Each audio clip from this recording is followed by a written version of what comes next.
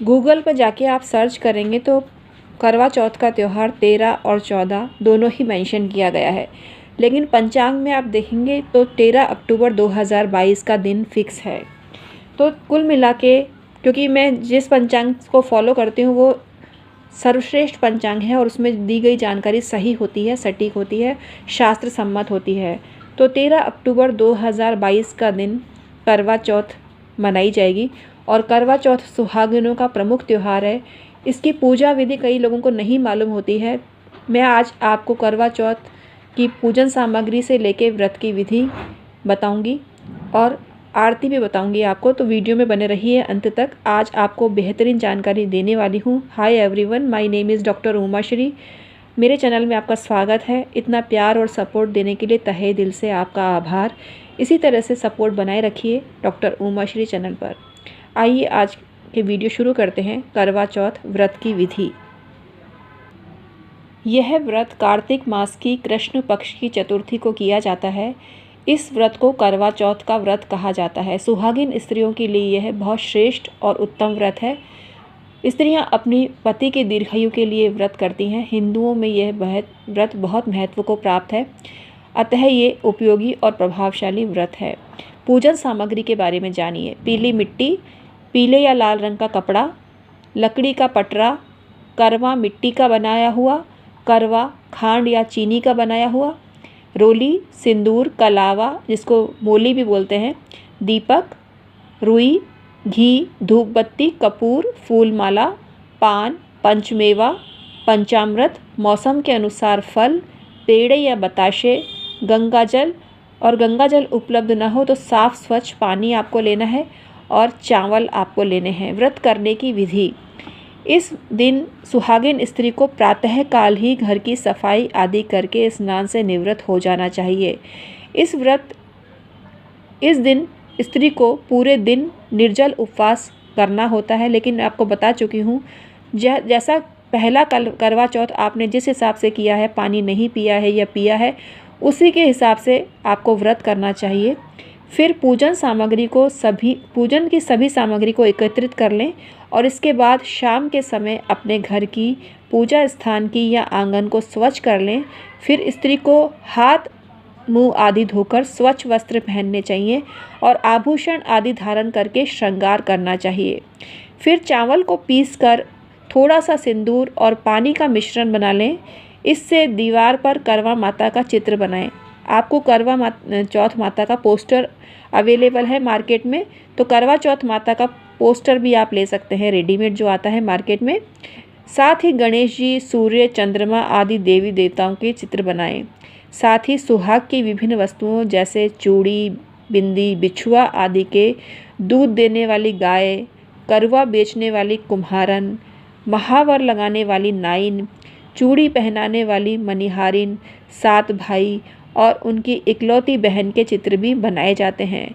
यदि आपको चित्र बनाने में समस्या है तो करवा चौथ का कैलेंडर बाजार में भी रेडीमेड मिल जाता है, जिसमें सभी चित्र बने हुए होते हैं। उसे ही लाकर आपको चिपका लेना चाहिए। फिर पीली मिट्टी से भगवान शिव तथा माता पार्वती के प्रतीक स्वरूप बना लेने चाहिए। वास्तव में माता पार्वती के पति भगवान शिव को अजर अमर माना जाता है और इसीलिए उनकी पूजा करके माता पार्वती से प्रार्थना की जाती है, हमारे पति को लंबी आयु प्रदान करें। फिर लकड़ी का पटरा रखकर उस पर पीले या लाल रंग के कपड़ा बिछाएं और फिर उन स्वरूपों को रखें। मिट्टी के करवा में कलावा बांधें और उसमें पानी भरकर रखें। फिर दीपक, धूप बत्ती आदि जला लें। फिर रोली चावल से पूजा करें और फूल चढ़ाएं। इसके बाद फल, मिठाई, मेवा समर्पित करें। खांड या चीनी का बना हुआ करवा वहीं लाकर रख लें। यदि एक से अधिक महिलाएं साथ मिलकर पूजन कर रही हैं, सभी महिलाओं को मिट्टी का करवा, खांड का करवा अपना अपना अलग अलग लाना चाहिए। शेष पूजन सामग्री अलग लाने की आवश्यकता नहीं होती, लेकिन हमारा सजेशन यही है कि आपको सुहाग से संबंधित सामग्री अपनी निजी वस्तु के रूप में अलग अलग लानी चाहिए। ये शेयर नहीं करनी चाहिए, शेयर करने से आपको नुकसान हो सकता है। तो सुहाग की सामग्री किसी से शेयर ना करें। फिर कोई एक महिला करवा चौथ की चारों कहानियों को पढ़कर सुनाए और शेष सभी महिलाएं शांति के साथ में सुने। इसके बाद में सभी महिलाएं मिलकर जोर का जयकारा लगाएं, करवा माता की जय, भगवान भोलेनाथ की जय, माता पार्वती की जय, भगवान गणेश की जय। भगवान गणेश की जय आपको सबसे पहले बोलनी है। इसके बाद में कपूर जलाकर आरती गाते हुए आरती करनी चाहिए। इसके बाद अपने से बड़ी महिलाओं का पैर छूकर आशीर्वाद लेना चाहिए। रात को जब आकाश में चंद्रमा निकल आए तब उन्हें देखकर प्रणाम करना चाहिए और मिट्टी के करवा में भरे हुए पानी से अर्घ्य देना चाहिए। कई स्थानों पर चंद्रमा को चलने की ओर से भी देखने की परंपरा है। आपके यहाँ जैसी परंपरा है उसका निर्वाह आपको करना चाहिए। इसके बाद में पति के चरण स्पर्श करने चाहिए और यदि घर में कोई महिला है, बड़ी महिला है जैसे सास, जेठानी आदि हो, तो उनके भी चरण स्पर्श आपको करने चाहिए। इसके बाद व्रत का पारण करना चाहिए अर्थात भोजन ग्रहण करना चाहिए। खांड या चीनी वाले करवा घर की बड़ी महिला सदस्य जैसे सास, जेठानी आदि को भेंट में देना चाहिए। इसे बायना देना कहते हैं। वे इसे खा भी सकती हैं। पूजन के समय चढ़ाए गए फल, मिठाई आदि को किसी मंदिर में भेज देना चाहिए अथवा गरीब बच्चों को दे देना चाहिए। इस प्रकार से यह व्रत पूर्ण होता है।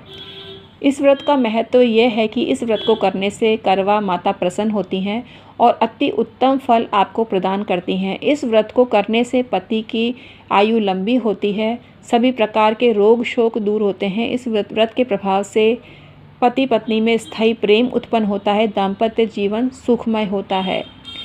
इससे वंश वृद्धि होती है और इस व्रत को करने से धन, धान्य, विद्या और बुद्धि की प्राप्ति आपको होती है। इस व्रत को करने से परिवार में सदैव सुख शांति बनी रहती है। इस प्रकार यह व्रत समस्त मनोकामनाओं को पूर्ण करने वाला अति उत्तम व्रत है। इसमें आपको करवा चौथ माता की कहानी भी कहनी चाहिए और साथ में गणेश जी की कहानी अनिवार्य रूप से आपको कहनी चाहिए। हमारे यहाँ जो भी कहानी कही जाती है उसके साथ ही साथ गणेश जी की कहानी अनिवार्य रूप से कही जाती है और गणेश जी की कहानी जिसमें नहीं होती है उसको अधूरा व्रत माना जाता है।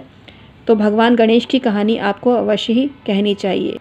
साल में 4 चौथ आती हैं जिनका आपको विधिवत व्रत करके पालन करना चाहिए।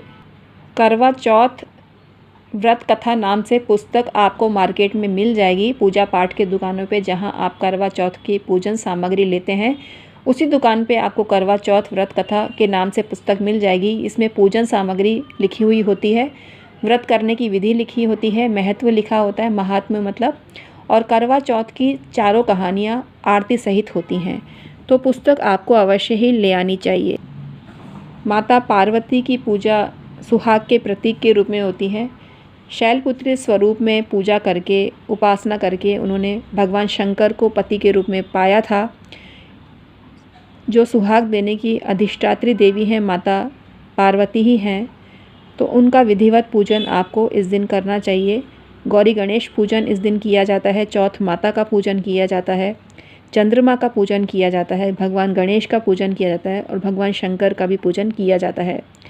तो ये विधिवत पूजन आपको करना चाहिए और बाद में आपको पूजा के बाद में आरती करनी चाहिए। तो आपके यहाँ कैसे की जाती है करवा चौथ की पूजा, कमेंट सेक्शन में अवश्य ही बताना। हम हैं एस्ट्रोलॉजर और वास्तु कंसल्टेंट डॉक्टर उमाश्री। आज का वीडियो समाप्त करते हैं, फिर हाजिर होंगे नए वीडियो के साथ में।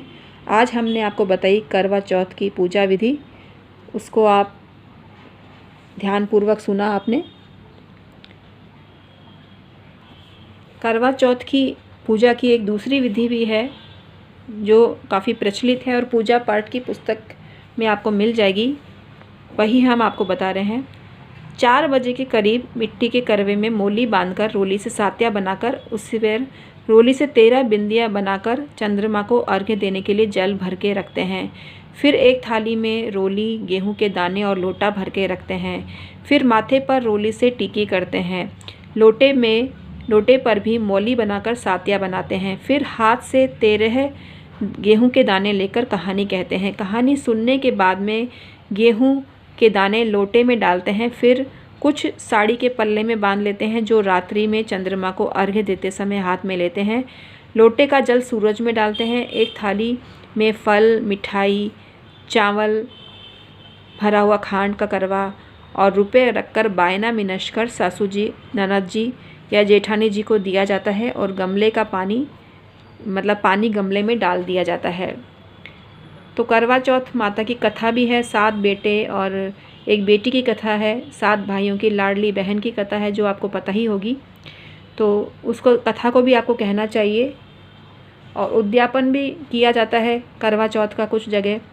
जिस वर्ष लड़की की शादी होती है उस वर्ष बहू के मायके से 14 चीनी के करवे, जिनमें 5-5 बताशे और रुपया रखकर सबके मोली बांधकर रोली से सात्या करके साड़ी, ब्लाउज, पैर पड़ाई के रुपए, 14 ढक्कन वाले बर्तन, 1 लोटे में चावल, दामाद के कपड़े, 1 खांड या चीनी का करवा, 1 मिट्टी का करवा अथवा सामर्थ्य अनुसार स्टील या चांदी का करवा, पानी भरकर नाला बांधकर सात्या करके 13 टिक्की करके फल, मिठाई, पूरी, सब्जी, हलवा आदि के साथ में विशेष बायना आता है। यदि किसी के यहाँ खर्चा ज़्यादा है तो चीनी के करवे व बर्तन 14 की जगह 21 भी दे सकते हैं। इस व्रत में चंद्रमा को अर्घ्य देने के बाद ही खाना खाया जाता है। इस व्रत में फलाहार भी नहीं होता है। तो आपके यहाँ अगर फलाहार होता है, आपने पहला करवा चौथ फलाहार से किया है तो डाउट मत करिए, आप फल फ्रूट खा सकते हैं। लेकिन आपके यहाँ फलाहार नहीं होता है तो उसका पालन आपको करना चाहिए। तो आज का वीडियो आपको कैसा लगा हमें कमेंट करके अवश्य बताना। Thank you so much.